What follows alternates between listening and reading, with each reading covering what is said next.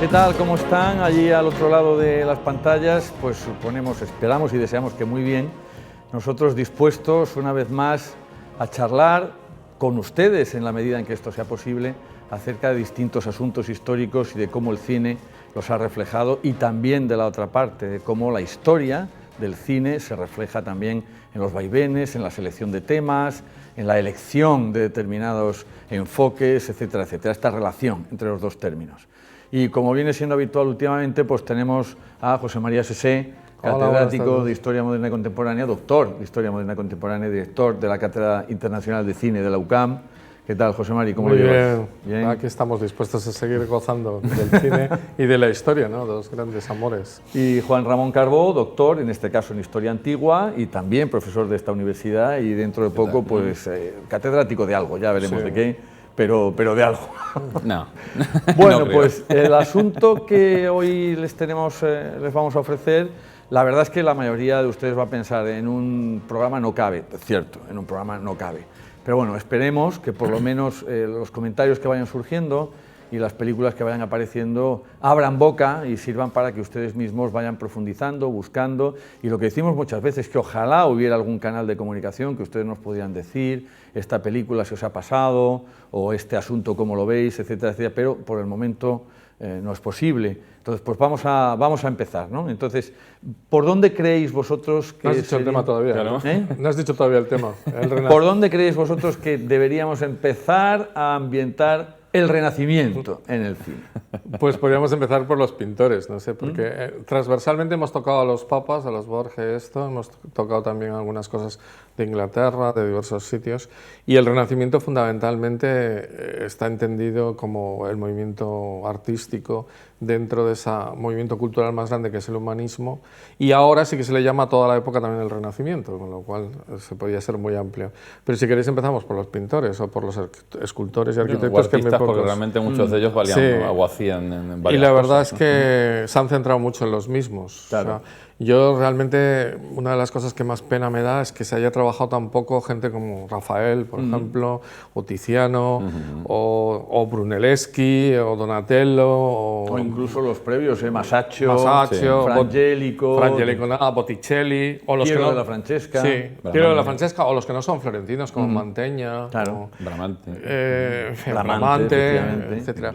Bramante y Rafael salen un poquito en el Tormento y el Éxtasis, pero muy poco. Y por cierto que el que hace de Rafael, que fue además el pintor de más prestigio en su día y el más querido por todo el mundo y el más popular y tal, es un actor cubano. Que, ¿En el Tormento y el Éxtasis? Sí, una cosa muy rara. Hombre, el que hace de Bramante es Harry Andrews, que siempre lo reconocemos ahí, el sargento mayor en tantas películas ahí británicas. Y ya que hemos citado pues, el Tormento y el Éxtasis, que podemos empezar por Miguel Ángel, que además abarca arquitectura, escultura y pintura, aunque él siempre creyó que era fundamentalmente escultor. Sí. Yo que sepa, hay dos películas fundamentales, El Tormento y el Éxtasis, y una que se acaba de estrenar en España, pero que es de hace 3 años, que la hizo Andrei Konchalovsky, que se llama Miguel Ángel, El Pecado. Y ambas son complementarias, yo diría, aunque de hecho la de Konchalovsky comienza cuando termina la otra. Efectivamente. Sí, termina con León X y la otra es Julio II. O sea, va por los reinados de los papas. Va por los reinados de los papas y es cuando termina el techo de la Capilla Sixtina. Probablemente habrá gente que no sepa que hay una gran diferencia de años entre el techo de la Capilla Sixtina, que es la época de Julio II, y el trasaltar, que es el juicio final, que ya es con Pablo III, que es del año 35. ¿no? O sea, bien, pues por en medio pues hay mucha escultura, hay muchas cosas, hay mucha arquitectura de Miguel Ángel.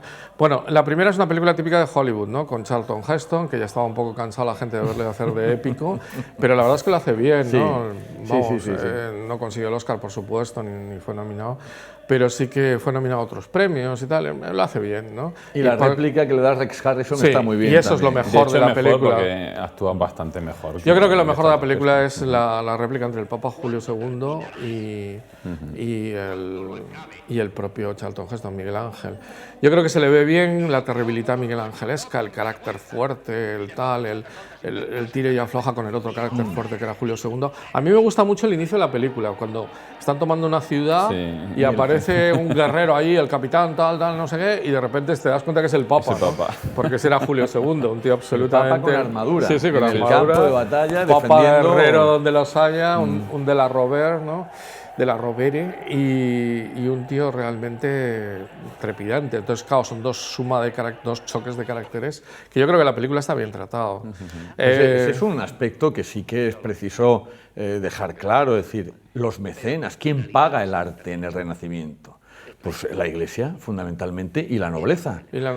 O los banqueros. Y los banqueros. Más que la nobleza. Claro, en las repúblicas italianas, efectivamente. O sea, a la gente piensa que son nobleza, pero la verdad es que los Medici eran burguesía alta. O sea, una aristocracia más de mérito, de negocios. De banco, ¿no? Efectivamente. Dinero, ¿no? Entonces, en este caso, yo creo que la figura de Julio II, salvo cuando le ponen de papa vestidito de blanco y tal, que es un tema como ya lo usamos el día de la Iglesia, que parece Pablo VI en un momento dado, ¿no? Pero salvo en estos detalles, está bien hecho. Y yo creo que hay un intento de demostrar cómo pintaba Miguel Ángel y cómo se hace un fresco en el techo. Yo creo que hay alguna escena muy buena, ¿no? Cuando está abajo mirando hacia arriba y hablando y gritándose desde arriba y está Miguel Ángel ahí sobre los andamios con el techo, la verdad es que ahí sí que lo reflejamos. Esos diálogos en los que está todo el día diciendo ¿cuándo vas a terminar? Es que es eso, ¿no? Julio II estaba desesperado, dice, pero termina ya, porque además yo creo que tiene una especie de premonición, ¿no? De que se le acaba el tiempo, y bueno, tiene mucho que ver también con cómo acaba luego la película, ¿no? Que sufre una herida cuando está también en la guerra y vuelve y está aquí sin moribundo, y después de que el propio Miguel Ángel hubiese pasado esa crisis que se presenta en la película, que no acaba de terminar, y le encarga, entonces ya el Papa se enfada con él y se lo encarga al jovencísimo Rafael, y Rafael, cuando ve lo que está pintando allí Miguel Ángel, dice, no, eso tiene que acabarlo Miguel Ángel. Y es Rafael el que le convence a Miguel Ángel, dice, tienes que terminarlo, venga, tal. Y entonces queda muy bien porque luego es Miguel Ángel el que convence al Papa, dice, tienes que resistir, tienes que seguir viviendo, tienes que... bueno, de hecho le convence. Claro, yo creo que y luego al final el poder luchar con Miguel Ángel le revive, ¿no? Que por cierto, Rafael estaba en esos momentos pintando las célebres estancias de Rafael. El encargo es el mismo año. En 1508 le encarga las dos cosas. Le encarga a Rafael pintar las estancias y el mismo año es cuando le encarga a Miguel Ángel pintar las estancias. Precisamente se las encarga porque él sucede a los papas Borgia, a Alejandro VI se llevaban fatal, los de la Robert con él, y decide vivir en el piso de arriba. Entonces, en el piso de arriba donde estaban los Borgia viviendo, en el Vaticano, están las nuevas estancias y las hace pintar a Rafael, y toda esta famosa pintura de la Academia o el Borgo o lo que sea, la Academia de Atenas y la estancia del Borgo, la sala de Constantino, todo eso lo pinta Rafael. Bueno, o su escuela, porque algunos los deja diseñados. La estancia de Constantino bastante su escuela, pero las primeras, que son estas tres, que en realidad era dormitorio, comedor y biblioteca del Papa. De hecho, se llama de la asignatura porque era donde firmaba el Papa los documentos. Ese es un momento increíble. Pero yo creo que es muy difícil hacerse la idea, lo que es ver un periodo histórico en el que en la misma ciudad tú te puedes encontrar por la calle a Rafael, a Miguel Ángel, a Bramante e incluso en algún momento hasta Leonardo. Bueno, a ver, en la película aparecen, para empezar, está el Papa, pero también aparece el que va a ser su sucesor en la película, que lo interpreta el actor italiano Adolfo Celli, ¿no? Lo recordamos de una película de James Bond, haciendo el malo en Operación Trueno, ahí Adolfo Celli, y número 2, ¿no? Y de Spectre. Y resulta que aparecen no solo lo que estamos diciendo, aparece también Giuliano de San Gallo, que era el encargado de las obras pontificias. Y casi aparece más San Gallo que... Sí, y es que es importante porque San Gallo tenía una amistad muy grande con Miguel Ángel y es el que le mete realmente para conseguir luego los encargos papales. Y no sale en la película porque es 2 años antes, pero 2 años antes de ese momento es cuando se ha producido algo que es muy significativo en el Renacimiento italiano, que nos da idea de lo que es el Renacimiento. En 1506 es cuando se redescubre la estatua del Laoconte, y hay una carta de Giuseppe San Gallo, el hijo, de 50 años más tarde, que recuerda a su juventud cuando estaban en la casa y dice, por ejemplo, que Miguel Ángel iba continuamente a comer allí a su casa y que estaba siempre discutiendo cosas con su padre, y en un momento de repente llega un mensaje de Julio II para avisarles de que en unas viñas cercanas en la parte trasera de Santa María Maggiore se ha encontrado unas estatuas y que vayan directos para allá para ver qué hay allí. Y entonces Miguel Ángel se va con él, y entonces se van San Galo y Miguel Ángel, llegan allí, y cuando llega San Galo ve lo que están sacando en ese momento y dice: eso es el Laoconte que dice Plinio. Dice, lo había leído. Sí, sí. Y eso es parte del humanismo. Fíjate, y eso es el Renacimiento. Conoce una estatua por la descripción de un romano que la había visto y que la había dejado por escrito tantísimos siglos antes, ¿no? Y nada más verla dice: eso es el Laoconte. Ahí, y se ponen todos a tomar notas pictográficas, dice cómo aprender escultura, ¿no? Entonces Miguel Ángel está allí asistiendo a ese momento. Y hay apuntes claro.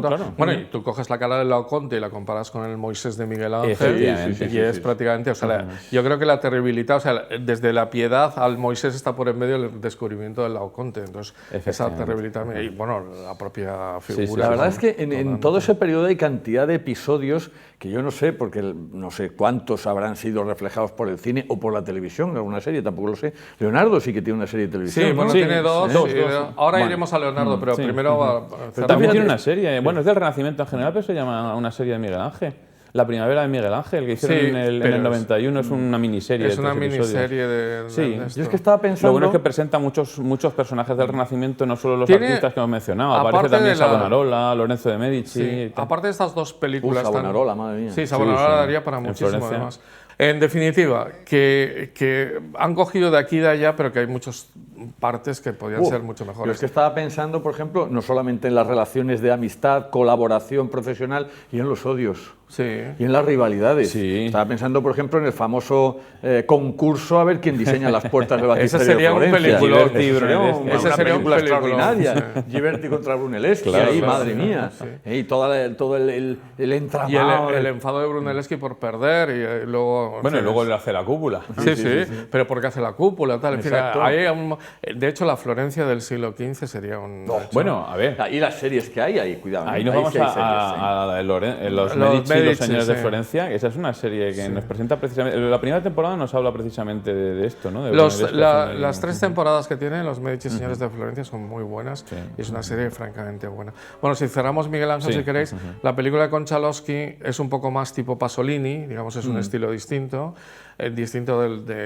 El tormento del éxtasis, que es más hollywoodiense y tal, pero realmente, bueno, para hacer el entramado de la Capilla Sixtina y tal, en los estudios de Laurentiis montaron ahí y trabajaron 19 pintores ahí para poder hacer todo aquello. Pero bueno, se centra también más en la soledad de Miguel Ángel, en que es un tío muy introvertido, difícil de tratar, y tiene unas escenas muy largas y al mismo tiempo interesantes, que él escoge un pedazo de mármol en Carrara para hacer una obra y llevarla a Roma, y se tarda un montón en la película de cómo la llevan y tal, y él es muy egoísta y tal, e incluso muere alguien llevándola, pero al final llegan los del Vaticano y le dicen, no, que ya puedes tener todas el mármol que quieras de tal, y entonces lo deja ahí. O sea, unas cosas que tienen que ver un poco con un carácter un tanto egoísta y distinto, pero al mismo tiempo se ve la grandeza de su planteamiento, se ve un poco su elaboración de cabeza de por qué hace las cosas, que esta es la parte que más interesa a veces de las películas de artistas y que muchas no tienen. Se quedan en el folclore y no en cómo se elabora la obra, en cómo llegar a... Es más intimista, más austera. Sí, esta es muy austera, la dirección artística más austera, bueno, que son las películas de Konchalovsky, ¿no? Aunque es de las mejores, de las últimas que ha hecho. Y claro, es una película de autor también. Y eso hace... Bueno, la otra es de Carol Reed, ¿eh? La del tormento del éxtasis, Carol Reed ganó el Oscar con Oliver y tiene muchísimas... Bueno, es el director, de hecho, de la famosa El tercer hombre. Lo que pasa es que Orson Welles se come ahí el... Sí, estaba súper interesado Charlton Heston precisamente en participar con él, pero Charlton Heston no fue la primera opción para el actor, porque se estaba pensando si era Burt Lancaster a lo mejor, o incluso Richard Barton. Y además le iría bien detonante. Y Laurence Olivier querían haberlo puesto de Papa Julio II, pero no está disponible. Harrison es un poco alto demasiado, pero está bien, está bien. Y aparte el carácter de Julio II... Además, los de la Robert debían ser así. Bueno, la capilla se llama Capilla Sixtina por Sixto IV, que era su tío, que era el primer de la Robert, ¿no? Son familias, los Farnesio, los Medici, los de la Robert. Pero todas esas redes son parte del Renacimiento. Y en tu momento Murcia, que fue secretario de Junterón. Junterón fue secretario de Julio II. El escudo de Julio II está aquí en la capilla de los Junterones. Bueno, tenemos el primer cuerpo de la Torre de la Catedral hecho por discípulos de Miguel Ángel. Jacopo Florentino. Efectivamente, los Florentín. De hecho, es una de las pocas obras hechas por un discípulo, de los pocos discípulos de Miguel Ángel y de las pocas obras hechas por un discípulo de Miguel Ángel. Bueno, momento murciano, yo creo que hemos tenido aquí que por cierto era un junterón, porque lo que pone ahí es de Junterón es. Efectivamente. Y entonces le han puesto Junterón y le hemos dedicado hasta una calle a los junterones, ¿no? Al final, que era de Lorca. Ya ha salido alguna vez también. Era de Lorca y se lo llevó, yo creo que el anterior. Rodríguez Junterón, Alejandro VI, que como fue arzobispo de Murcia, se lo llevó para allí, aunque luego fue secretario de Julio II. Era arzobispo de Valencia, cuidado, ¿eh? Era arzobispo de Valencia y obispo de Cartagena. Bueno, Murcia-Cartagena, ya me entiendes, ¿no? Era su propio sufragáneo. La diócesis de Cartagena, por supuesto, con sede en Murcia, la catedral. Bueno, momento tal. Bueno, entonces yo creo que si queréis pasamos a Leonardo. Sí, porque la del 17, la otra, la de Michelangelo Infinito, tiene mucho más que ver con... Es casi una exposición de las obras principales de Miguel Ángel. Es casi lo mejor que tiene, porque si no es muy biográfica, pero apenas tiene una novelización, es muy básica, es muy seca, no transmite nada. Entonces lo mejor que tiene es que sí, que a la hora de presentar las obras, sí que utiliza nuevas técnicas, nuevos planos, entonces ahí sí que se consiguen imágenes muy decir buenas. Que por esta relación entre cine y historia y arte, en este caso, que la película Konchalovsky, como es los últimos años de Miguel Ángel, que también él simplifica mucho su estilo, y si recuerdas las últimas piedades, es la Pietà, es una cosa... también le va el estilo de la película más simplificado y menos... vamos, por justificar también un poco el estilo... La propia evolución personal. La propia evolución personal de Miguel Ángel en la propia... en el propio cine, ¿no? Que cada vez se va haciendo más estilista, más estilizado, mejor que estilista, más estilizado. Bueno, me está acordando ahora de más personajes en la que he dicho antes, la serie, en la de La Primavera de Miguel Ángel, aparte de Savonarola y Lorenzo el Magnífico, sale también Maquiavelo, pues todos esos personajes. Claro, es que hay muchos. Son 3 episodios de unos 90 minutos. Vaya pandilla de personajes. No tiene mucha pero sale muy poco, por ejemplo, Pico de la Mirándola, nada, Lorenzo Bala, Marsilio Ficino, todos los grandes que se reunían en el jardín de los Medici para hablar y tal, Poliziano, el poeta number one de Florencia en ese momento. Es impresionante lo poco que se trabaja el humanismo para lo importante que ha sido la historia de la humanidad. Y ni Erasmo tiene películas, Erasmo de Rotterdam, y la única de Santo Tomás, de Tomás de Moro, es Un hombre para la eternidad, que es su función casi como político y abogado, no como autor de utopía y tal. O sea, al final los autores del humanismo los eclipsan muchísimo. Luis Vives tampoco. Luis Vives, nada. Y pasamos siempre al siglo XVII, a Galileo, a tal... Fíjate que son gente que viaja, que se mueve, que tiene relaciones. Erasmo sería un peliculón. En cambio, Lutero tiene la tira, que era mucho menos interesante, Lutero que Erasmo. Y mucho menos intelectual. Y entonces, Leonardo, ¿qué? ¿Por dónde se lo presentamos al público? Tiene 2 series al menos. Una que es la que más me gusta, los años 70-71, que es La vida de Leonardo da Vinci, que es Renato Castellani, que es una serie de 5 capítulos buenísima. De eso que se hacía entonces, como la de Verdi, un poco docudrama, porque habla al espectador un tío, de repente, o sea, van todos vestidos de la época del siglo XVI, salvo uno que va vestido de 1970 hablando al público, como el Enrique V de Kenneth Branagh, que aparece Derek Jacobi allí. Bueno, y entonces, pero está muy bien hecho, está muy bien trabajada, muy bien ambientada, son 5 capítulos muy serios. Hay momentos en los que explica muy bien, por ejemplo, cómo hizo la Virgen de las Rocas. Yo creo que es uno de los capítulos más bonitos. Creo que está en el segundo capítulo de los 5 y lo hace muy bien.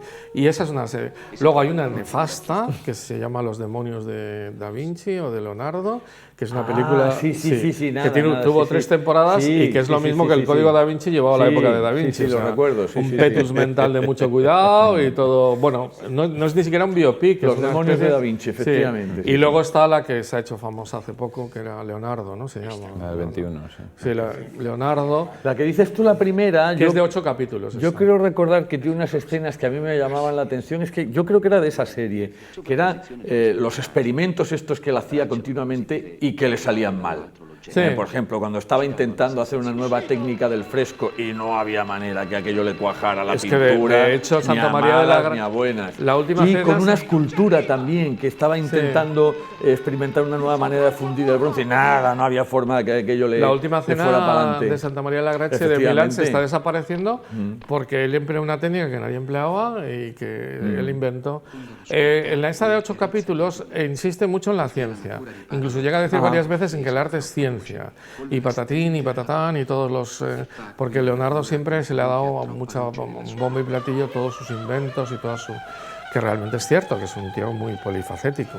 Como pintor a veces es no tan importante como Rafael quizá, pero sin embargo en lo demás, si le coges como una figura general... Figura humanista. Figura humanista global y tal. Es ingeniero, matemático... Y luego además, estando en muchos sitios, luego Francia con Francisco I, muere allí. Muere en Amboise. Sí, hay un famoso cuadro de Francisco I abrazándole allí en el seno muerto ahí, a punto de morir, con la barba blanca y todo eso. Y también se reflejan en todas estas series y películas que ya en el siglo XVI, y por supuesto en el XVII, yo creo que más todavía, esto que se llama la República de las Letras es una red social. Sí. Esto es esa red en la que hay incluso lo que hoy llamaríamos haters, ¿no? Los que se persiguen, se denostan continuamente, hagan lo que hagan, le parece mal, lo van a poner a caldo totalmente, y los amigos, tal, y a base de cartas de correspondencia, y por eso es tan frecuente encontrar la edición de correspondencia de Erasmo, ¡buah! Enorme, correspondencia de Tomás Moro, además venga, Erasmo iba a veranear a veces a casa de Tomás Moro, claro, a Chelsea,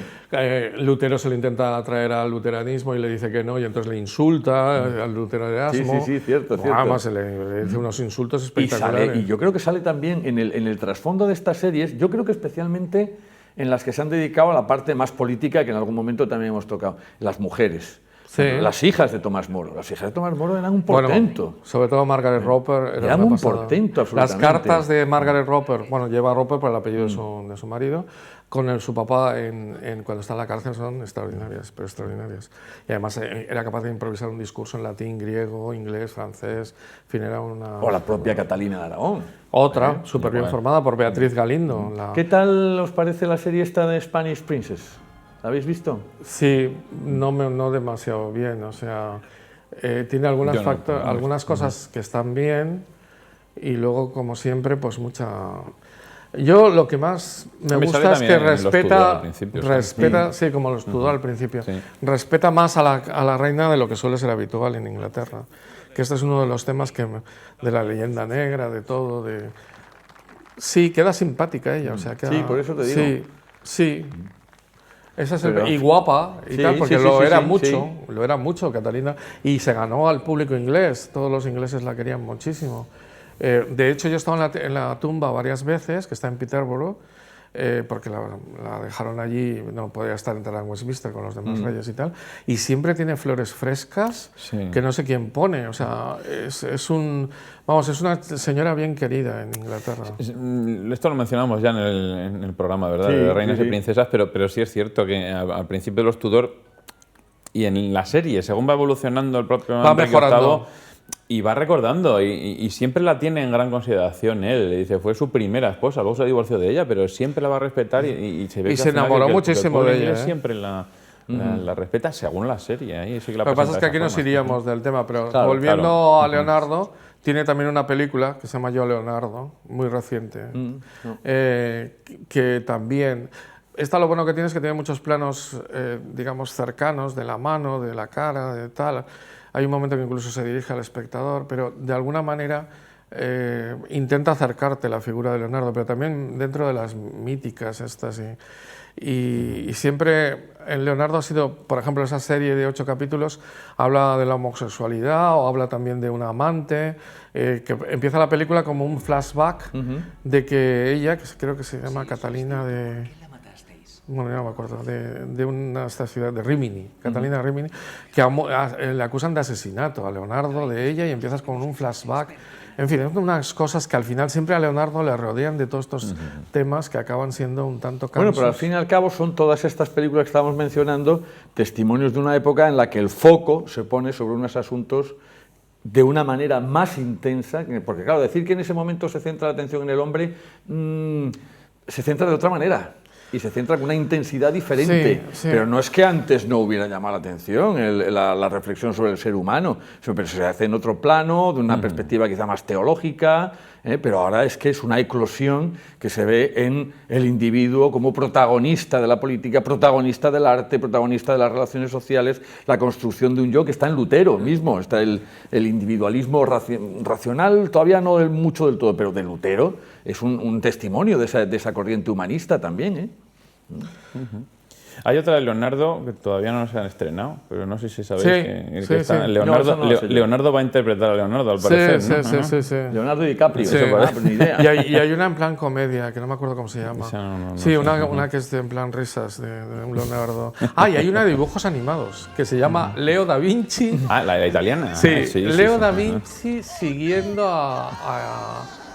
a Lisa, yo creo, por la Mona Lisa. Sí, es una de dibujos animados italiana. Y hay alguna versión, imagino yo también, sobre todo en lo que estamos viendo antes de salir de Italia, si es que salimos, del Decamerón, de Boccaccio. Sí, pero esto ya sería pre-Renacimiento, ¿no? Sí, es que yo creo que habría que tocarlo también, porque en algún momento, por ejemplo, Dante, Boccaccio, Petrarca, esto podemos dedicarle, son la raíz. Podemos dedicarle un tiempo a otro programa, porque Boccaccio tiene, hay montones de películas y el Decamerón está hecho por el mismo Pasolini, y luego Dante muchísimo. Los episodios de Savonarola de hecho, hay un famoso documental sobre Botticelli, que no hay películas sobre Botticelli, pero que se llama El infierno de Dante, precisamente de la representación que dice. Y Savonarola sale... Bueno, desde El infierno de Dante luego han hecho la película de Dan Brown, ¿no? Casi en la misma línea que lo del Código da Vinci. Bueno, pero lo que entienden por Renacimiento, o sea, si tú pusieras en Wikipedia, en Google, películas del Renacimiento, estoy seguro que te sale Galileo, te sale... Hay un concepto de Renacimiento totalmente equivocado, o sea, te puede salir desde... No, ahí te aparece gente del barroco. Sí, o Bernini seguro que te sale. O sea que sí, es un tema... Bueno, sin dejar Italia, hay otro personaje que tiene 2 películas, que es Cellini. Pero Cellini porque su vida fue... Es un aventurero. Claro, entonces, como escultor y orfebre y todo eso... Hay una del año 30... porque él escribió sus memorias también, lógicamente. Hay una del año 35 de Gregory Lacava con Frederick Mark, o sea, estos actores el famoso actor de Los mejores años de nuestra vida y tal, y ella creo que es, iba a decir que los de Courbet, pero no, Constance Bennett. Y las dos, y es sencillamente pues todas sus correrías. Se llamaba Los Affairs de Cellini, yo creo que aquí en España se llamó El burlador de Florencia. El burlador de Florencia, seguro. Esos cambios. Y luego, en los años 90, hay uno que es Cellini, una vida complicada, una vida de muerte, una vida no sé qué, una vida de tal, que ahí empieza, ese sí que abarca casi toda su vida, empieza en Florencia con todos sus rollos de luchas, que espadachín y tal, y termina volviendo a Florencia después de haber estado en Roma, porque estuvo en el saco de Roma y todo eso. Él decía que había disparado al condestable de Borbón, lo había matado él. En fin, era todo un mundo, se encerró ahí en el Castel Sant'Angelo con el Papa y tal. Benvenuto Cellini. Y llega a Florencia y hace el Perseo. ¿Sabes? El famoso Perseo de Benvenuto. Con la cabeza de Medusa. Bueno, eso es un tío con una capacidad de peliculón, ¿no? Dicen que está representado además en la parte trasera del casco y el cabello de Perseo, que hay un rostro, que se puede ver un rostro ahí, y algunos interpretan que se hizo un autorretrato en la parte trasera del Perseo. Sí. Y luego también tiene... Eso es un poco lo que os decía, lo que yo que os sugería, ¿no? Decir, el protagonismo. Yo. El individualismo, está diciendo lo mismo. Sí. Con volver a sacar las artistas femeninas e intentar, digamos, buscar las mujeres que han pintado y tal, hay una película que se llama Artemisia, que han hecho los franceses y que al final es igual de mala, porque al final, claro, no es ver lo buenísima que era Artemisia pintando y tal, Gentileschi, sino que es una chica de 17 años que no le dejan pintar, pero como es hija de un tío que domina la cosa y tal, pues investiga un poco el cuerpo humano masculino y tal, y entonces se acuesta con su modelo, y en fin, es más bien una visión un tanto carnal y poco... Sería interesantísimo estudiar bien a Artemisa y a otros muchos, lo buenas que eran auténticas pintoras de... Sofronisba, había otro... Sofronisba, sí, Gentileschi. Bueno, entonces estaba pensando que había otra película, lo que pasa es que es película documental, un poco docudrama también sobre Tintoretto en Venecia. Pero de Peter Greenaway, ¿no? Sí. Que además además también lo típico, topicazo, aunque el documental está muy bien, se llama Tintoretto, un rebelde en Venecia, y empieza diciendo que solamente él se quedó durante la peste en Venecia, cosa que es mentira, y bueno, una cantidad de cosas. Que realmente habla de Tintoretto y otros cuantos de los artistas que estaban allí en Venecia, pero se centra específicamente en eso. Lo que no sé es que está Peter Greenaway, que se ha dedicado al mundo de la pintura, ha hecho una película sobre Rembrandt, se ha metido ahí con... Este es un tipo interesante, pero de todas maneras, al final, cuando buscas el topicazo, acabas con un topicazo, que es el Greco, por ejemplo. Las dos películas del Greco son infumables. Pero es que es increíble. Una hecha por Norteamérica y otra medio hecha por griegos, ingleses, tal, ¿no? Pero las dos, o sea, mira si ha habido un artista que tiene interés, que es fastuoso y que encima se ha juntado a una ciudad y ha habido una simbiosis como quizá no haya habido nunca en la historia del arte. Toledo con el Greco. El Greco viene a España, llamado por Felipe II, para poder pintar en el Escorial, pero resulta que hace el martirio de San Mauricio, que si lo ves, yo también, si hubiese sido Felipe II, no le contrato, porque hay unos tíos ahí hablando delante y el martirio está al fondo, ¿no? Entonces digo, que yo te he contratado para hacer... Bueno, total, que se va a Toledo y en Toledo le acogen como a nadie. Él se hace una simbiosis con Toledo. Su hijo llega a ser el arquitecto fundamental de Toledo, que aparece en el entierro del conde de Orgaz a la izquierda, con de pequeñito, con el pañuelo que indica la firma. Pues resulta que la peli esta del Greco, del griego y tal, bueno, la otra también, es la Inquisición buscándole, acabando con él, lo meten en la cárcel y no conoce a su hijo. Su hijo, porque ha estado en la cárcel de la Inquisición, cuando vuelve no le reconoce porque quiere ser aprendiz en su taller. O sea, unas cosas que dices, pero oiga, pero ¿usted de qué va? O sea, topicazo, y no solo topicazo, sino falseamiento. Pero falsamiento a tope, a tope. Y ni siquiera muy una mala, de las cosas... Bueno, es que de verdad, hay un momento... Bueno, el gran enemigo es Niño de Guevara, que lo hace este español, Juan Diego Boto. El actor es inglés. Y entonces es el gran cardenal Niño de Guevara. Y como es el inquisidor que va por él y tal. Pero si Niño de Guevara fue inquisidor general en 1601 a 1603, es decir, 2 años en la época de Felipe III, y le pidió a Felipe III que le dejara en paz y dimitió como tal. Bueno, era arzobispo de Sevilla cuando el Greco llega 25 años antes a Toledo. O sea, arzobispo de Toledo, o sea, y se llevó siempre bien con él, de hecho le hace un retrato, por eso... Bueno, o sea, alucinante, de verdad. Yo me acuerdo cuando salió, yo me acuerdo, que como sabéis, mi mujer es historiadora del arte. Cuando salió dije yo, hombre, una película del Greco, tan enseguida, para conseguirla, para verla con ella, me acuerdo cuando la vimos diciendo, dice, ¿pero esto qué es?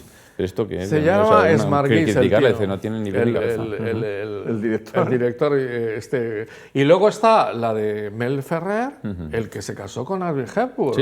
El famoso Mel Ferrer que viene en los años 60, creo que es del 66, a hacer esta película a España. Y otra, empieza con la típica voz, eran tiempos tremendos, con la Inquisición, tal, no sé qué, los nobles españoles que eran todos unos zarriles de mucho cuidado y tal, que eran los que precisamente daban dinero, y la iglesia y tal, eran los que daban dinero a los pintores. Y aparece el tío por ahí, por la calle, en un mercadillo y tal en Toledo, y tal, no hables de esto, la Inquisición, ojo que vienen y tal. O sea, una cosa que será posible. Es una traslación en el tiempo de la idea bohemia del arte para intentar meter como que los artistas siempre han sido bohemios en todas las épocas. Sin darse cuenta de que si no hubiese existido el fenómeno del patronazgo y el mecenazgo, no habría existido el arte directamente. Es más, el Greco se quedó por la cantidad de gente que le quería y que le tal, y era un fuera de serie allí, bueno, su casa... Sí, pero lo que tú decías antes, tú puedes ser el mayor fuera de serie, pero si no hay quien te compre las obras, olvídate. No, pero era el mayor fuera de serie porque le iba pagando todo el mundo. Porque hay encargo, por eso no se movió de Toledo. Y se hace arte por encargo. Claro, y de hecho se te cae la baba. Y da igual, en eso da igual Italia, hombre, da igual en el sentido de que si no hay quien te pague, no hay arte. Aquí pagan unos, aquí pagan otros. En España, nobleza e iglesia, en Italia, como decíais muy bien antes, banqueros, aristocracia de negocios, etcétera, etcétera. Y en los Países Bajos, las burguesías adineradas. Por cierto, y gremios incluso. Claro, gremios, efectivamente. Lo que luego en el 17 serán estos retratos colectivos de los regidores de no sé dónde y tal. La película esta que me está viniendo a la memoria, no sé si la situaríamos bien en este contexto, La Cruz y el Molino. Pero no es del Bosco, esa no es. Es de la época del Bosco, pero bueno. Hombre, sí, el Bosco es Renacimiento. el Bosco es tan suyo también. Por cierto, Peter Greenaway también tiene otra sobre el Bosco. El Bosco es que es tan suyo que. Bueno, pues, al pensar en. El Greco también, ¿eh? El Greco también es. Sí, el Greco. Cosa bueno, el Greco sería manierista. Que por cierto, hay una película sobre un pintor manierista, Pontormo, que lo hace nada menos que Joe Mantegna, el actor. Y también es. ¿Cómo es? Pontormo, un amor prohibido. No, un amor herético. Oh. Porque, no lo sé, no conozco tanto la vida de Pontormo como para... Al parecer, su última modelo era una flamenca que le habían cortado la lengua en las guerras de Flandes. Olé. Y entonces la acusan de brujería, de magia negra, no sé qué. Bueno, total, que lo bonito que tiene la película, aparte de Joe Mantegna, que me parece un tipo que hace muy bien sus cosas, es que es la representación, y es cuando se ponen estas cosas, en el Greco también hay algún momento bien, que es cómo hizo el descendimiento. Y entonces cuando empieza el famoso descendimiento, es que me he acordado de esto porque él es manierista, y el Greco podría ser manierista también, podríamos incluirlo ahí al final del Renacimiento, todavía no son barrocos, tal, son muy particulares, muy peculiares, el Greco es un tío, es que es impresionante eso. Y no podrías hacer todo eso, la simbiosis con Toledo, su visión de Toledo, el mundo de todo lo que... Bueno, porque además hay pocos autores que tengan toda su pinacoteca prácticamente en una misma ciudad. Claro, además, hombre, yo imagino... El caballero de la mano en el pecho. Yo imagino que tiene que ser difícil, porque claro, a veces cuando uno ve una película y a lo mejor se le ocurre pensar históricamente esto cómo sería, pues claro, es normal que se nos escape, que todo eso iba con un contrato absolutamente cerrado. Si quiero que me pintes un retrato de esta manera, con estas características, con este tamaño, en el que me aparezca esto y quiero que me aparezca aquello y que me pongas en la mano no sé qué, y que pongas... Eso está por contrato ante notario. Entonces no es como decías tú, esa parte bohemia de, yo soy un genio y yo creo. Y dices, no, perdona, como no sea lo que yo te digo, no te lo pago. Claro. Entonces es una servidumbre la que tienen realmente. Los artistas bohemios en este caso se caracterizarán precisamente por vivir, artistas, y bueno, estoy viendo a pintores sobre todo, estamos pensando ahora mismo en Montmartre, en Francia, y dice, los poetas bohemios, y dice, pues que viven en la pobreza. ¿Por qué? Porque no les están pagando por el arte, porque en ese momento se empieza a vivir el arte de una forma distinta. Dice, yo dejo fluir mi capacidad expresiva, dice, en la poesía, tal, dice, sin estar atado a lo que alguien me obligue a hacer. Sí, pero la obligación es que te van a pagar por eso. Claro. No estás dispuesto a hacer lo que te mandan y entonces vas a hacer lo que quieras, pero entonces a lo mejor no cobras. Y las prebendas para llegar a ser pintor de corte, pintor de corte. Bueno, a mí me hace gracia cuando se pone a Goya como una especie de tío súper anti todo y tal, cuando fue pintor de corte de Carlos IV. Y Velázquez estaba ilusionadísimo con ser pintor de corte, y con ponerse aquí, pintarse la Cruz de Santiago sobre el pecho, que eso molaba cantidad, etcétera. O sea que al final es un mundo que es aplicar lo de siempre que intentamos a nuestros alumnos de historia, que es aplicar las categorías de ahora a lo anterior, ¿no? Y entonces, dentro de lo que cabe, muchos de ellos, así como Miguel Ángel, pues probablemente pasaría algunos momentos de... El Greco no los pasó porque consiguió muchísima gente que le ¿Y qué artista, personaje hecho, así que de alguna manera refleje este nuevo clima, no se ha tratado y se tendría que haber tratado? Pues muchísima gente, Hemos citado antes tropecientos. En Botticelli decíamos antes que, por ejemplo, no tiene ninguna... Nada. Y bueno, Masaccio, que es realmente el que empieza el Renacimiento. De los tres que empiezan el Renacimiento, ninguno tiene película, ni Brunelleschi. Bueno, pues ahí podría haber dos. Bueno, vamos a dejarlo en Brunelleschi, pero vamos. En escultura, Donatello tampoco tiene película. No. Y tampoco tiene películas propias no tienen. Hay que decir que, por ejemplo, que nos la hemos saltado porque la hemos mencionado como muy buena serie, pero no hemos volvemos ahora, porque íbamos por pintores y ahora ya podemos ir a la sociedad del Renacimiento. Que los tenemos, precisamente nos sirve de enlace porque en la de los Medici, en la primera, aparece Brunelleschi. Y aparece Donatello también. Sí. Aparece Donatello en Roma y luego aparece su obra, aparece el David de Donatello allí en la casa de Cosme de Medici en Florencia, y cuando lo ven otros llegan aquí, esto es herético también. Dice, la serie lo presenta así, pues dice, al ser representado completamente desnudo, dice, incluso es un David afeminado, ¿no? Tal, y a Donatello nos lo presentan como homosexual en Roma. ¿En serio? También. ¿No te acuerdas? Sí, me acuerdo. Ahora que lo has dicho me acuerdo, pero es que no me acordaba. Sí. Pues porque no sé, casi todos fueron a Roma. Frangélico ya había ido a Roma. Masaccio murió en Roma, bien jovencito.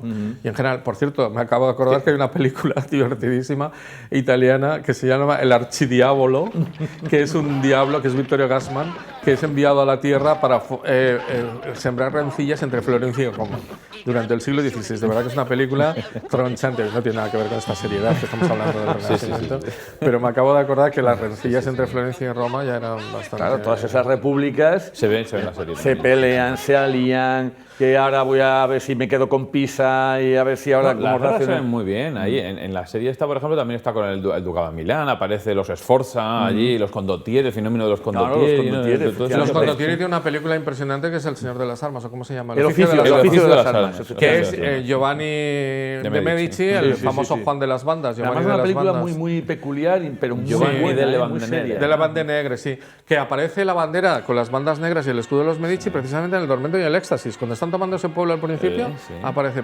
Pero, por ejemplo, Giovanni de la Bandenere, de las bandas negras, luchó con el papado, porque hay momentos en los que depende del papa, si es Medici o si es de la Rovere o si es tal o si es... Forza. Sí, y él murió, bueno, la película va de sus últimas campañas contra Carlos V. Hay una de 37 que se llama I Condottieri también, que es italo-alemana en la época del cine fascista y nacional alemán, que precisamente es este personaje que fue muy exaltado por el fascismo italiano. De hecho, le pusieron también el nombre a un crucero ligero. Bueno, era el padre del primer de Cosme I, el que empieza el Gran Ducado. Hay que distinguir Cosme el Viejo, que es el abuelo de Lorenzo el Magnífico y tal, y este Cosme que empezó el Ducado de Milán más tarde, de Florencia, y es hijo de Giovanni de las Bandas Neres. Giovanni de las Bandas Neres debía ser bisnieto de Giovanni di Bicci. O sea, por lo tanto, sobrino de los... Como no les pongas a los telespectadores ahora mismo un árbol genealógico, ya se han perdido. Pues Dustin Hoffman en la serie de los Medici, ese es el Giovanni di Bicci, que es el antiguo, el más de esto. Lo llaman Juan de Medici. Sí, entonces por esta rama va Lorenzo y todos los Medici primeros, que están enterrados en las capillas medicinas, y por este otro lado va el Juan. Imagínate la conjura de los Pazzi, qué episodio para llevar. Esto sería... Hay novelas, pero no hay pelis, hay novelas buenísimas. Es que está tratada en la serie. No se puede acabar. La serie es de lo mejorcito, porque incluso salen las mujeres, que algunas de ellas tuvieron una importancia tremenda. Y salen los asesinatos, sale la lucha con los Pazzi, sale la lucha con los destierros, cuando se destierran unos a otros. Sale lo que era el consejo, todo. Ahí había la señoría. La señoría. Y además lo interpreta, ¿cómo se llama el actor? Esto lo interpreta, es buenísimo también. Fox, ¿no?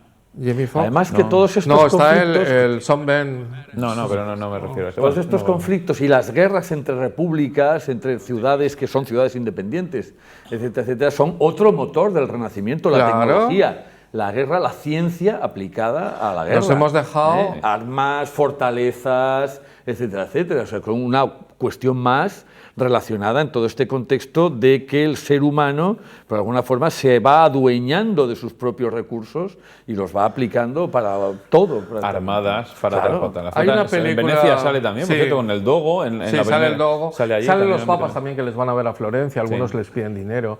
Salen un montón de papas aspirante a ser papa. Que vaya a los Medici a pedirle dinero para comprar los votos y tal.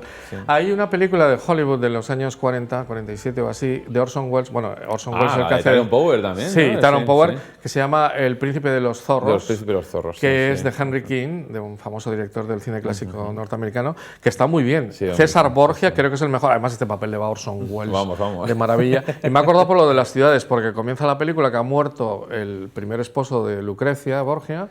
Están ahí, además, está rodado en Roma todo, está genial. Está un poco en un Orsini, sí, ¿no? Es Orsini, sí. Y entonces él tiene una escena buenísima diciendo, bueno, hay que casarla con el de Ferrara, ¿no? Porque las ciudades y tal. Y empieza a decir cómo tiene que ser el tío que tiene que ir a Ferrara a conseguir la boda. Ferrara en los ¿no? Sí, y entonces empieza a decir, y es unas imágenes tremendas, porque él va diciendo las características y se va fijando en cada uno, primeros planos de todos unos y tal, y al final dice que es Orsini el que tiene que ir, que es Tyrone Power, que luego la lía porque se enamora allí y tal, y se convierte en un traidor, pero realmente está muy bien eso de las ciudades, de los problemas de que tenía... Además, recordad que eso es una cuestión que ayuda a que se haga necesario dominar el latín. Claro. Porque es el momento en el que toda la correspondencia, la documentación oficial, todo eso es dominando el latín, con lo cual yo eso a veces se lo cuento a los alumnos, y esa es la época en la que los padres le decían a su hijo, nene, estudia latín. Por supuesto. Que es lo que te va a permitir situarte bien, coger un buen puesto de canciller, era más importante que el inglés actualmente. Etcétera, etcétera. Entonces, entonces, ¿qué hacen? Pues llamar a buenos maestros, a maestros griegos también, acordados del Concilio de Florencia, y empezar a leer otro latín y temón griego. que podía ser un peliculón, todo lo que viene al Concilio de Florencia y lo que sucedió en Florencia durante esos años, todos los griegos que vienen, cómo se llega a la unidad de la Iglesia, los problemas políticos, ahí hay... Que eso es un asunto que yo creo que estaría bien que se recordara, que en ese momento se llegó a la unidad. Se llegó a la de católicos Además, y se reunieron ortodoxos. en Santa María Novella, que es una de de una las manera muy singular y muy una peculiar. de las iglesias más renacentistas que hay allí, con los frescos de Ghirlandaio. Con todo esto que estás diciendo, me acabo de acordar también que tenemos otra serie de dibujos animados, que además muy famosa, Érase una vez el hombre, que tiene un episodio concreto, el Renacimiento italiano, donde salen todos, prácticamente los artistas, salen las obras, salen Francisco I, salen los papas, sale la cuestión... Francisco I nunca me ha resultado simpático. No, pero lo pasa también en relación con lo de Leonardo da Vinci. En la serie de Isabel también sale un montón, Francisco I, la de Carlos V. Y sale lo de Savonarola, que también sería para llevarlo a una Savonarola película. Es un puntazo. A los Borgia los vimos cuando el papado y tal, las series y tal, pero hay una película que no hablamos entonces, que es La novia de la venganza, que es Paulette Goddard, haciendo de Lucrecia Borgia, porque ha muerto su primer esposo y entonces quiere vengar la muerte y tal, que también salen muy bien los intríngulis esos en Roma políticos y tal. Paulette Goddard, la mujer de Chaplin y tal, es una pasada de película. Una de las mujeres. Sí, y es una de las mujeres de Chaplin, pero la de tiempos modernos y tal, Claro, pero todo es un fresco en el que es verdad que está lo bonito, ¿no? El arte, la brillantez pero bueno, la trastienda es de una violencia. Por ejemplo, es verdad que hay algunos episodios que yo entiendo que un director dirá, macho, son muy aburrido, ¿no? O sea, todos estos academias, todos estos lugares en los que se reúnen para discutir. Pero le puedes dar ambientillo. Ya, pero me refiero que así de primeras dices, ¿eso qué le puede llamar al espectador? Pero lo que tú dices, ¿no? Depende de cómo lo trates y cómo te metas. Es la célebre frase del personaje de Orson Welles en El tercer hombre, ¿no? Italia, ¿no? ¿Te acuerdas? Italia durante 2 siglos de muertes, asesinatos, tal, poder, corrupción, dio a Miguel Ángel, Rafael, tal. Suiza, en 5 años de paz, lo único que ha dado al mundo es el reloj de cucú, ¿no? Esa frase es buenísima. Bueno, pues sí. Y un buen bofetón. ¿Y en España alguna recomendación? Es que estas dos que os he dicho, no son españolas, afortunadamente, porque nosotros somos los principales que hacemos películas sobre la leyenda negra, ¿no? Sí, porque nos la creemos. Nos la creemos enterita, pero... Imagínate un episodio como la Biblia políglota. Ahí hay también... No, historia, Cisneros sería Nebrija, ahora que estamos en el Nebrija, que además viene de Italia, ha estado tal, se trae de allí todo. Sí, es una pena. Mira, le voy a hacer un homenaje a Eliot, ya que ha muerto este año. Es verdad. Eliot, en un seminario que tuve cuando estaba en Cambridge, fui a verle varias veces a Oxford y una vez estaba en un seminario. Eso es necesario que lo digas. Y me dijo, estaba preguntando allí a todos los profesores que estábamos allí, profesores jóvenes, ¿sabéis lo mejor que ha hecho Inglaterra con respecto a España? Y entonces, como me miraba tanto, le dije yo, sí, pues crear la leyenda negra. Y me dice, sí, pero no solo eso, haber conseguido que los españoles se la crean, que eso es lo más difícil que... Bueno, pues eso dicho por el gran hispanista y por el tío que le hemos dado al príncipe de Asturias y que ha sido siempre el maestro de maestros. No lo decía en balde, o sea, lo decía en serio, porque es que ahora vas a muchos sitios y es la pura... Y el cine español el primero. Y además que no se saca adelante. Se puede sacar a Goya porque se pensaba que era un tío anti-tal y es un tío que lucha casi con los franceses en la gran independencia y que luego tiene que exiliarse y tal. Pero Velázquez... ¿Qué hay de Velázquez? Claro, no. O sea, Velázquez ahora mismo se ha hecho popular cuando se sacó la serie del Ministerio del Tiempo y resulta que era el gran pintor que lo tenían allí en el Ministerio del Tiempo para hacer los retratos robots de la gente. Si me acuerdo del primer episodio, cuando dice, espera, que traemos aquí a nuestro especialista para hacer el retrato robot. A ver, vaya describiéndolo. Y el otro, Velázquez, ahí pintando tal. Y cuando ve el retrato, joder, pero pero si es que es él, qué bueno es este tío, ¿no? Y dice, ya puede serlo, es Velázquez. Y precisamente, pero la única, no se ha hecho nada serio en función del mayor, ¿no? De los pintores barrocos. Bueno, pues al fin y al cabo ya es barroco, ¿no? Pero que sí, barroco. No entra en el Renacimiento, pero lo que quería decir es eso, que al final no somos nosotros los que más hacemos películas. Bueno, Felipe II es el rey peor tratado de la historia, en buena medida por las películas españolas. Claro. Que no... Salvo en la serie esta del Ministerio del Tiempo, que también, tiene un episodio doble ahí muy bien tratado. Es una serie muy buena. Pero tú ves la que hay en las dos películas de Isabel de Inglaterra, es un tío ahí medio cojo, leyendo, con un rosario inmenso, medio tonto, o sea, una cosa, dices, Dios mío, ¿no? Un tío que dominaba el mundo y que además era austero, es que además es un tío para... Claro. Es verdad que si nosotros nos cogemos a decir, bueno, cortes renacentistas, pues es que prácticamente es imposible, ¿no? Aquí en Murcia, de hecho, se dice, en el Reino de Murcia, que había un gran noble renacentista que era el Marqués de los Vélez, que sobre todo cuando se instala ya en su castillo, esa maravilla de castillo que es Vélez Blanco, o sea, realmente ahí crea una especie de corte con músicos, artistas, fomentando la cultura, etcétera, etcétera, y con este episodio fantástico, entre comillas, de que, como sabéis, el claustro está en Nueva York, ¿no? Pero está mal montado, el patio del castillo de Vélez Blanco está mal montado en uno de los museos de Nueva York, ¿no? Pero estaba pensando, por ejemplo, en que si te vas a Hungría seguro que hay una corte renacentista, te vas a Polonia, tienes Cracovia con el castillo de Wawel, te vas a otros sitios. En Inglaterra está bien representada, y en esta película que hemos citado de Tomás Moro, de Un hombre para la eternidad, aunque es una pena porque ahí queda muy bien. Es la única película que tiene un humanista como centro, pero al final es como político, como defensor de la justicia, y al final ni siquiera la utopía la cita en un momento dado, ¿no? Y hablan allí en una tertulia que tienen en su casa, pero apenas. Y además, lo que más me fastidia, mira, hay un famoso asunto en el Renacimiento que es el caso de Beatriz Cecchi, no sé si os suena, Cenci, que es esta chica que con todos sus hermanos teóricamente empata a su padre. Su padre era un noble de Roma, tremendo, una especie de bestia tremenda, al parecer incluso le violó a ella y tal. Bueno, total, que al final parece que incluso con la madre asesinan a su padre. Lo tiran y para que parezca un accidente, pero al final el caso es que la justicia los coge, aun siendo nobles, acaba ajusticiando, decapitando a las dos chicas, a Beatriz y a su hermana, al pequeño lo envían a galeras y les hace presenciar todo lo demás, y al mayor lo descuartizan. Bueno, pues esa historia, que es muy truculenta y tal, tiene dos películas famosas. O sea, tiene una que se llama Beatriz Cenci y otra que se llama La verdadera historia de Beatriz Cenci. En la primera en los años 50, en la segunda en los años 69, casi 70. Y ha sido, bueno, tesis doctorales, tal. Es imposible saber si era culpable, no era culpable y tal. Al final nos centramos en este tipo de cosas. Y a veces, al ver estas películas, ves la corte como era, de un noble en la época del Renacimiento en Roma y tal, pero es colateral. Y lo mismo ocurre a veces con estos pintores. Al final es que si la Inquisición les coge y tal, pero explíqueme usted cómo pintaba el Greco.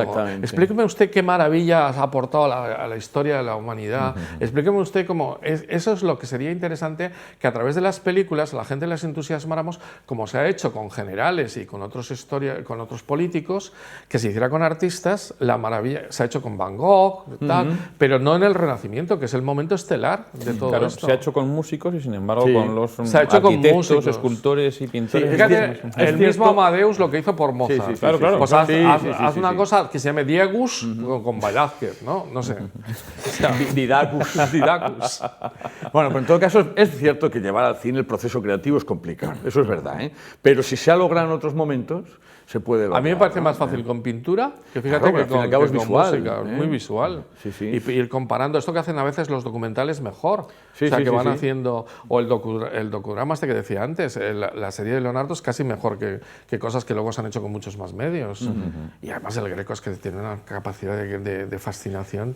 Yo de pequeño me encantaba el Greco, tenía una agenda, ¿sabes estas agendas que traen laminitas, ¿no? Sí, sí, sí. Joder, que la he conservado años y años, cuando tenía 12 años que me regalaron y tal, porque el Greco tenía mucho impacto para un chaval. Y claro, si tú empiezas a contar, es una época en la que realmente no acabas. Claro. No acabas, porque si aquí descubres a uno, aquí descubres a otro. Yo recuerdo, fíjate, y yo, bueno, quizá un poco por ir recapitulando y dejando ya esto un poco para terminar, en el sentido que dices tú, ¿no? Es decir, en el buscar de qué forma se puede ofrecer un producto cinematográfico que a la gente le entre en ganas de saber más, de disfrutar más, y decir, caramba, pues si me están diciendo que este señor, si sé que en el museo aquí tengo posibilidad, o si voy a hacer un viaje y sé que existe la posibilidad de ver esos cuadros, la cantidad de sorpresas que se van a llevar. O sea, por ejemplo, hay mucha gente, y eso lo sabemos todos, el tamaño de la Gioconda. Te queda diciendo, anda, pues si es que,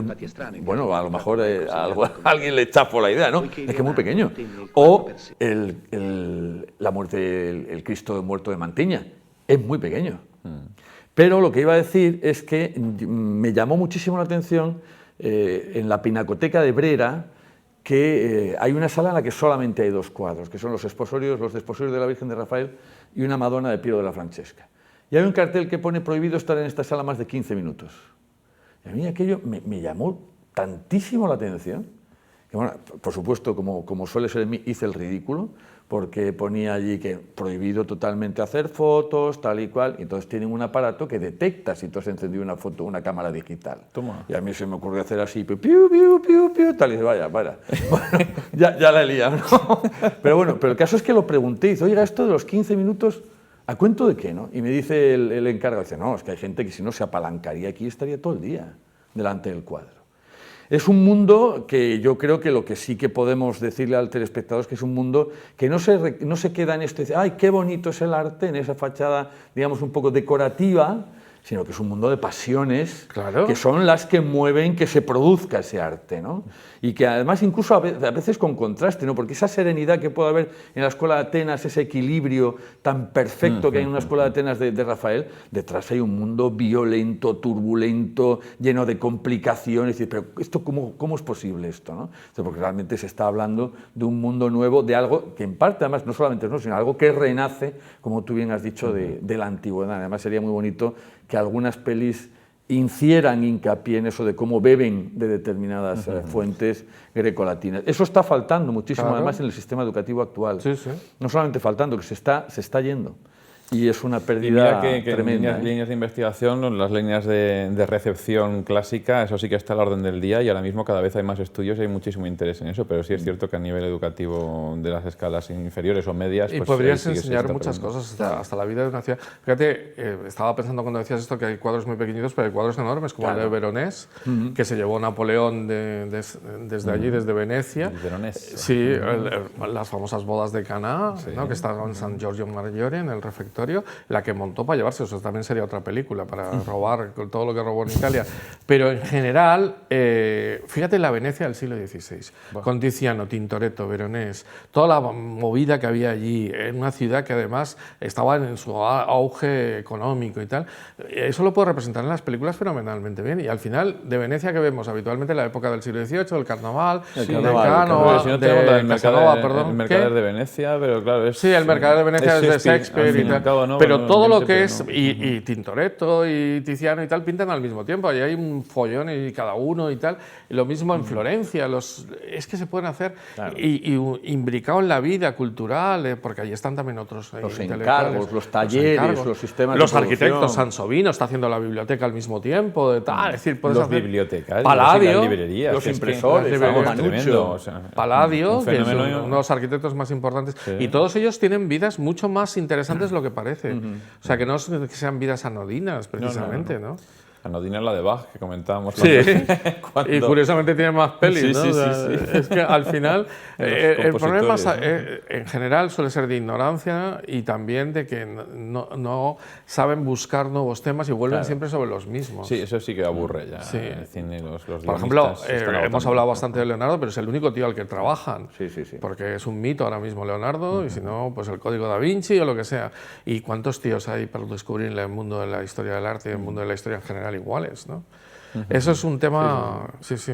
Pues bueno, yo creo que quizá esta invitación a descubrir quizá cree una demanda y que a lo mejor alguien se dé cuenta que hace falta, ¿no? Pero de momento, pues hombre, a lo mejor podríamos decirle a los espectadores que si no ven cine, que vayan al museo y que busquen. En fin, pues de momento lo dejamos aquí y nada, deseando encontrarnos con ustedes en el próximo programa y esperamos que les haya interesado, aunque sea un poquito. Muchas gracias.